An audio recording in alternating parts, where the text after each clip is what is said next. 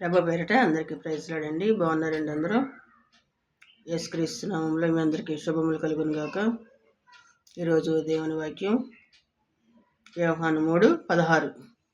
దేవుడు లోకమును ఎంతో ప్రేమించును కాగా తన అద్వితీయ కుమారునిగా పుట్టిన వానియందు విశ్వాసం ఉంచి ప్రతివాడును నశింపక నిత్య జీవం పొందినట్లు ఆయనను అనుగ్రహించును.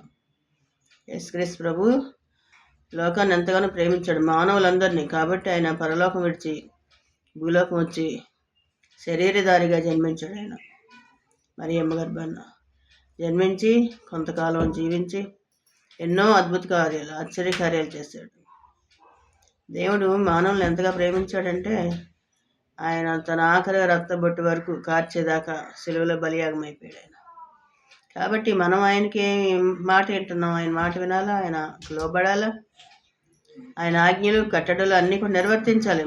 ఆయన ప్రేమించాడు లోకాన్ని, మానవులను. మనం కూడా దేవుని ప్రేమించాలి.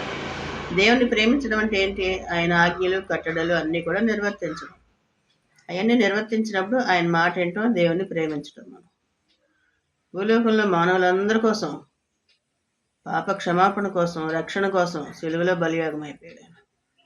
మరలా తండ్రి లెగిసిపోయి తండ్రి కృపాసమున కూర్చుని మానవుల కోసం విజ్ఞాపన చేస్తున్నాడు ఆయన. కాబట్టి ఆయన మాటకి లోబడి పొట్టేళ్ల కొవ్వు అర్పించడం కనంటే మాట వింత శ్రేష్టమన్నాడు. కాబట్టి దేవుని మాట, ఆజ్ఞలు కట్టడాలన్నీ కూడా నిర్వర్తించాలి. దేవునికే మహిమ కలుగును గాక. దేవుని కృప మీ అందరికీ తోడే ఉండును గాక. ఆమేన్.